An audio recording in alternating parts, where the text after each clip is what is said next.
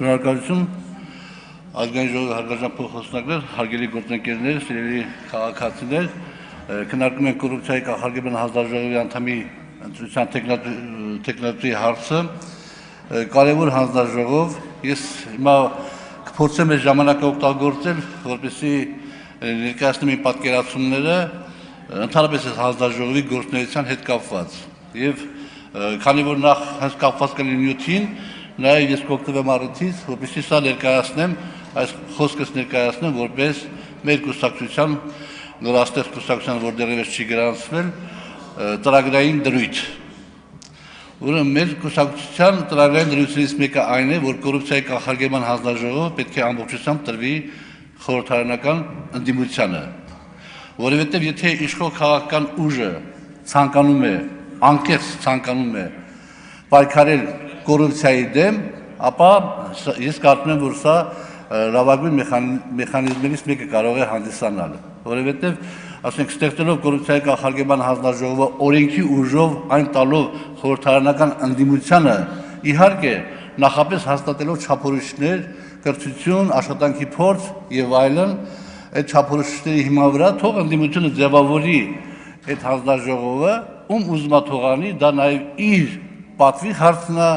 իր հարցերին մոտենալու պրոֆեսիոնալիզմի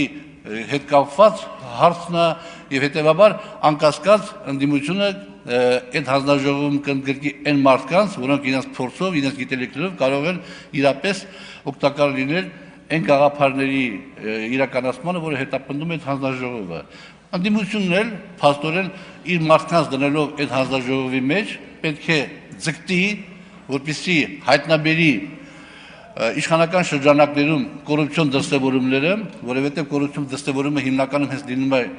իշխանական շրջանակներում, հայտնաբերի կոռուպցիոն դրսևորումները, ցույց տա ժողովրդին, որ տեսեք, սիրելի քաղաքացիներ, դուք ձեր ընտրության մեջ մի փոքր սխալվել եք, որովհետև իշխանությունը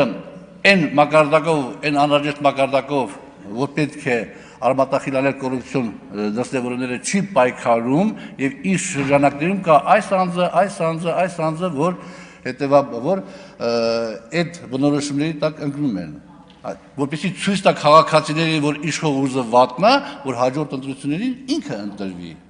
Սա առաջացնում է մեխանիզմ շահագրգռվածություն այդ ոլորտում աշխատելու համար։ Ինչ են անում իշխանական շրջանակների պատգամավորները, գործադիրի ներկայացուցիչները եւ մյուսները։ Էապես չափավորում են, կներեք, իհարկե, սա որևէ մեկի հետ չի կապված, որովհետև իշխանությունը մենք գիտենք այլասերելու հատկություն ունի, էապես չափավորում են իրենց ախորժակը կոպիտ ասած, կամ ավելի զուսպ են լինում, կամ շատ ավելի զուսպ են լինում, կամ որ պիտի մի քիչ զուսպ չլինեն, ընդհանրապես մնում են զուսպ մակարդակի վրա եւ իշխանությունները դրանից շահում։ Այդուհանդերձ, եթե այդ ընդդիմադիր այսպես կոչված կոռուպցիայի կանխարգելման հանձնաժողովին հաջողվում է այս կամ այն դեպքում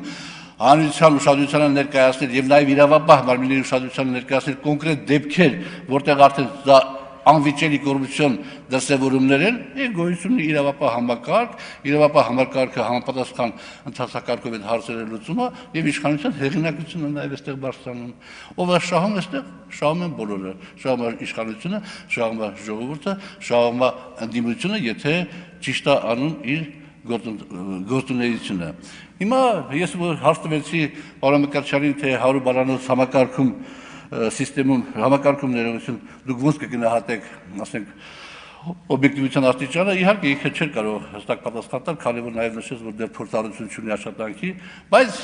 ակնհայտ է, որ այս մեխանիզմը չի կարա օբյեկտիվորեն աշխատի, ճշգրիտ աշխատի, հենց այն պատճառով, որ միշտ էլ կա գործադիր իշխանության ազդեցությունը, ոնց ուզում ենք կամ ուզում ենք, թե չենք ուզում։ Գործադիր իշխանությունը ունի քննչական կոմիտե, ունի դատախազություն, ունի ԱԱԾ, այդ բոլոր համակարգերը կան, այս համակարգներ տալով ընդդիմությանը որպես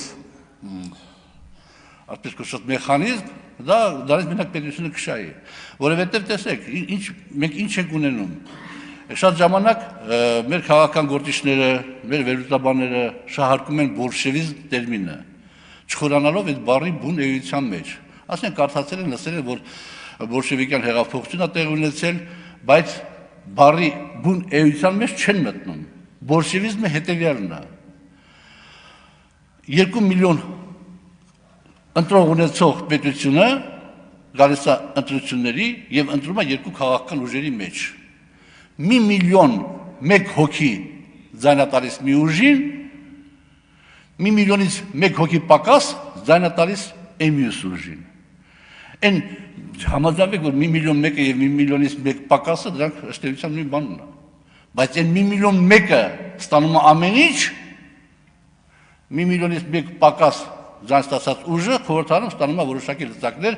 որը քիչ չի իհարկե։ Հետևաբար խորհրդարանից դուրս էլ պետք է այդ 1 միլիոնից 1 պակաս, 1 հոգի պակաս ձայն ստացած քաղաքական ուժը նաև խորհրդարանից դուրս պետք է ունենա ինչ-որ լծակներ պետական կառավարման համակարգին ակտիվ մասնակցելու համար, նաև այս իմաստով։ Եվ ոչ միայն կոռուպցիայի կանխարգելման հանձնաժողովը, այլ կա նաև ուրիշ, այսպես կոչված վերստուգիչ մարմիններ, ընդհանուր միջև Հաշվի պալատ, դրանք կարելի է տալ ընդդիմությանը, որպեսզի այ բոլշևիզմը չդրսևորվի։ 1 միլիոն 1 հոգին, 1 միլիոն 1 հոգուց պակաս ուժին ասի դու չկաս։ Նաև այս իմաստով, հասարակության համերաշխության իմաստով, եւ նաև մեկ բոլորս եք գիտեք, որ ընդդիմությունն էլ է իշխանության մաս կազմում, նաև այս իմաստով։ Շնորհակալություն։